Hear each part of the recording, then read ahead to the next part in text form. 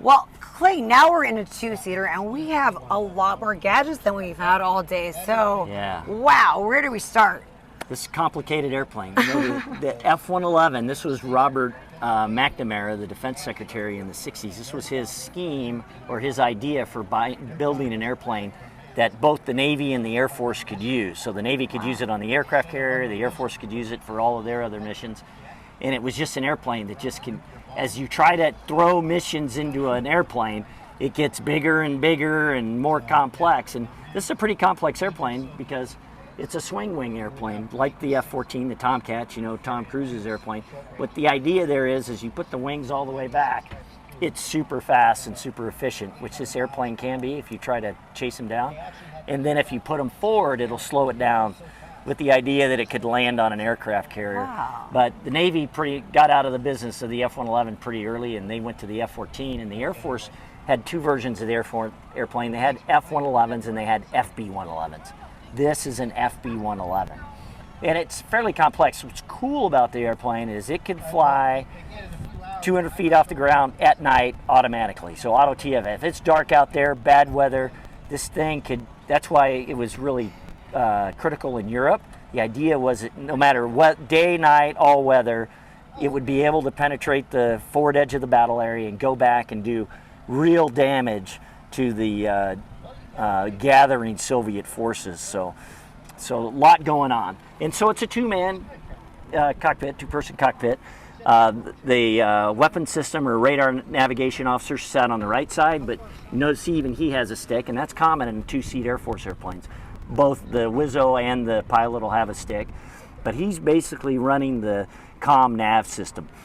You'll notice that this airplane has two what's called MFDs on the left and the right here. That means that it went through AMP, which was an avionics modernization program that was implemented in the 80s, and it added a new front end as far as an advanced radar. It added two INSs, so unlike most fighters that only have one, this one had two, so it made it, you can pair the two, and if you have a failure, you can continue on with the mission. And then you could display these multifunction displays. It's the same display that was used in the C model F-16.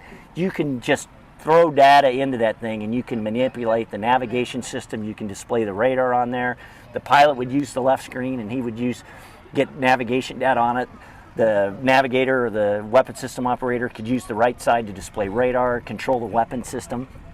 Another thing they added in was a cockpit recorder system so that they could get data after the mission to debrief, and the controls for that were over here in the cockpit recorder for the stuff. This screen was the way that you interacted with the navigation system.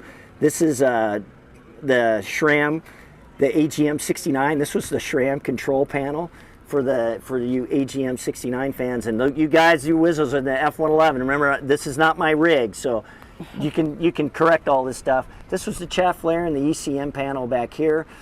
This is the CDU, which is basically a way to interface with the central computer in the airplane. And then you have radar controls over here, deep buried.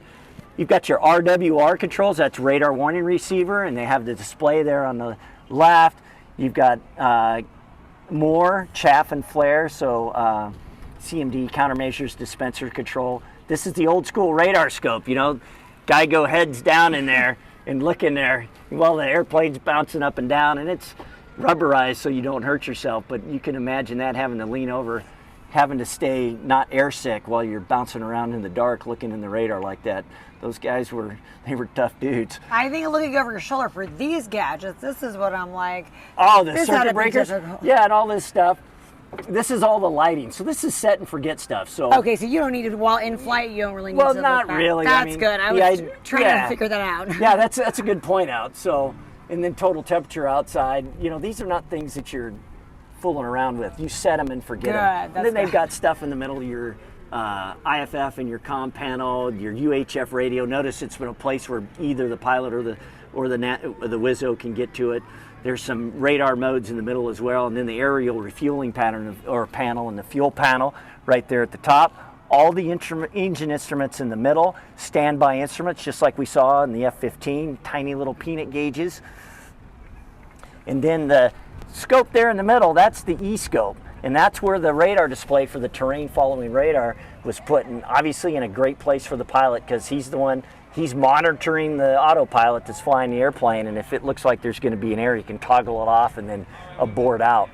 And then obviously in the middle there, that's all the stuff you need to fly the airplane. And they're tape gauges, so the airspeed indicator, the altimeter, your VVI, those are all, and your Mach number, that's on the left and the right of the big. You see it where it says north, south, east, and west. That's called the attitude direction indicator. It tells you bank, pitch, roll, and then the heading, the HSI, that's called a horizontal situation indicator. That tells you your heading, and that bar in the middle would tell you if you're left or right of course. And if you're doing an ILS approach, you could get, that would let you know that you're on course for the ILS. And then the crosshairs at the top in the ADI where you're steering, it's common, T-38, F-111, you get those bars in the ADI to steer you on the ILS. So, yeah, and then flight controls are normal. Stick, throttles in the middle, and release, consent to release for bombs and missiles. Probably nose wheel steering, yep, and AR disconnect, just like an F-16, which is shocking because the F-111 and the F-16 were built and designed by the same company. How fast does this one go? That's a little sarcasm. They use the same parts around airplanes, so that's why common displays, that looks like F-16, that looks like F-16. But how fast was this rig? Well, down low, these guys would go supersonic on the deck. They could go 600, 670, 700 knots. I've tried to chase an if you get an F-111 on the range where they can go supersonic down low, they'll just run away from you. Wow. Yeah, that was their thing, Sweep the wings back, push it up, get as low as you can, and we call them a platitude, speed is life, and low to go, and speed is life. So that's kind of what we're looking for there.